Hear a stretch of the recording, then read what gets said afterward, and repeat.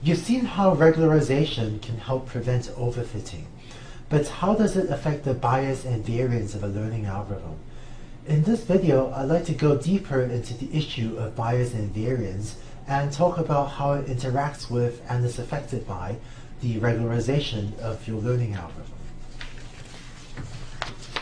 Suppose we're fitting a high-order polynomial like that shown here, but to prevent overfitting, we're going to use regularization like that shown here. So we have this regularization term to try to keep the values of the parameters small. And as usual, the regularization sums from j equals 1 to m rather than j equals 0 to m. Let's consider three cases. The first is a case of a very large value of the regularization parameter lambda, such as if lambda were equal to 10,000, some huge value.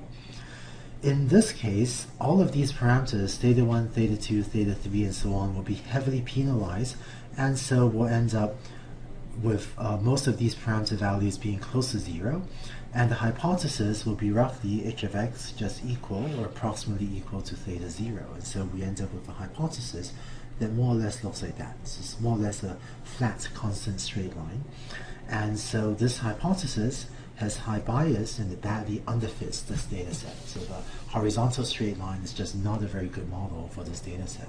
At the other extreme is if we have a very small value of lambda, such as if lambda were equal to 0. In that case, given that we're fitting a high-order polynomial, this is our usual overfitting setting. In that case, given that we're fitting a high-order polynomial basically without regularization or with very minimal regularization, we end up with our usual high-variance overfitting setting. It's basically if lambda is equal to 0, we're just fitting it without regularization, so that overfits the hypothesis. And it's only if we have some intermediate value of lambda that is neither too large nor too small that we end up with parameters theta that give us a reasonable fit to this data. So how can we automatically choose a good value for the regularization parameter lambda? Just to reiterate, here is our model, and here is our learning algorithm's objective. For the setting where we're using regularization, let me define j train of theta to be something different, to be the optimization objective but without the regularization term. Previously, in an earlier video when we were not using regularization, I defined j train of theta to be the same as j of theta as a cost function. But when we're using regularization, when this extra lambda term, we're going to define j train, my training set error, to be just my sum of squared errors on the training set, or my average squared error on the training set, without taking into account that regularization term. And similarly, I'm then also going to define the cross-validation set error and the test set error as before to be the average sum of squared errors on the cross-validation and the test sets. So just to summarize, my definitions of JTrain, JCV, and JTest are just the average squared error or 1/2 of the average squared error on my training, validation, and test sets without the extra regularization term. So this is how we can automatically choose the regularization parameter lambda. What I usually do is maybe have some range of values of lambda I want to try out. So I might be considering not using regularization, or here are a few values I might try. I might be considering lambda equals 0.01, 0.02, 0.04, and so on. And I usually step these up in multiples of 2 until some maybe larger value.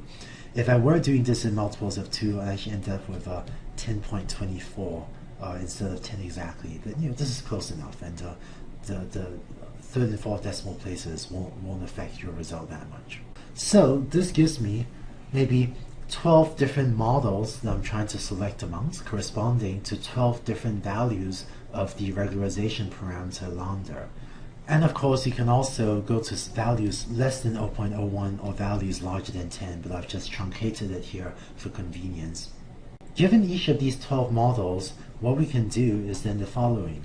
We can take this first model with lambda equals 0 and minimize my cost function j of theta, and this will give me some parameter vector theta. And similar to the earlier video, let me just denote this as theta superscript 1. And then I can take my second model with lambda set to 0.01 and minimize my cost function, now using lambda equals 0.01 of course, to get some different parameter vector theta, and let me denote that theta 2.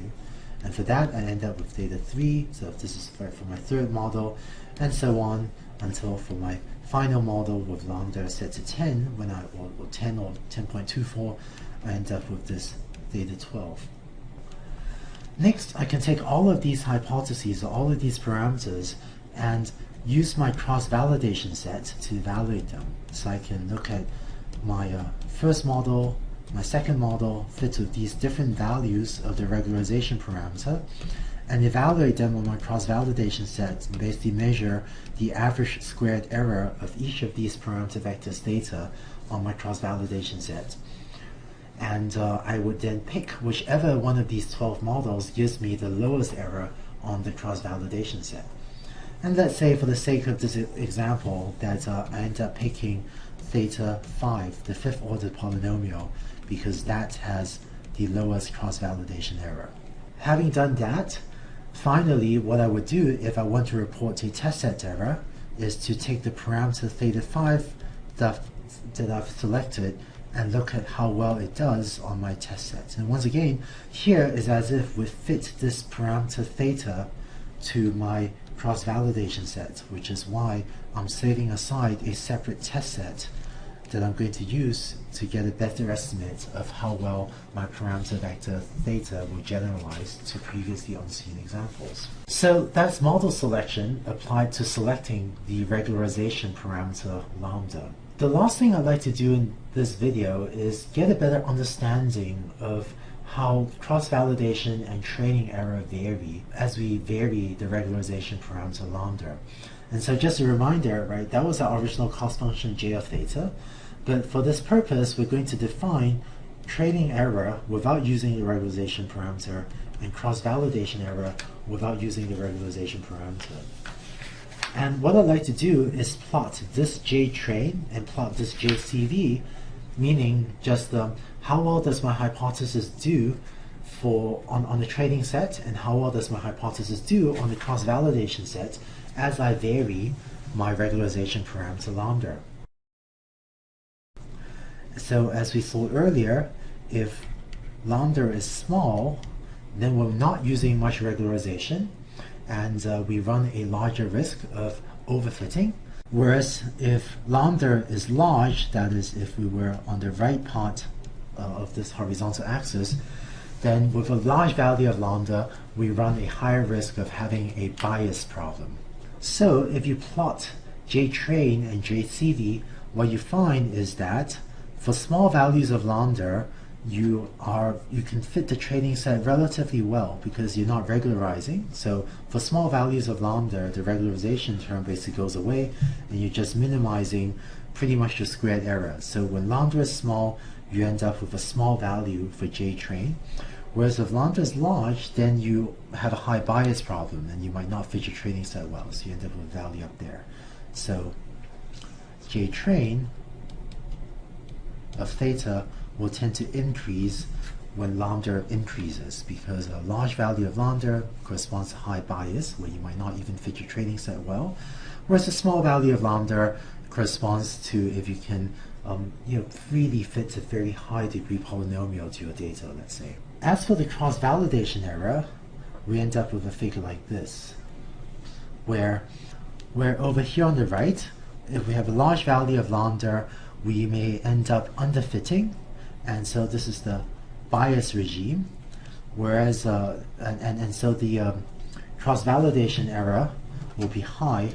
Let me just label that, so that's jcv of theta, because with high bias we won't be doing well on the cross-validation set.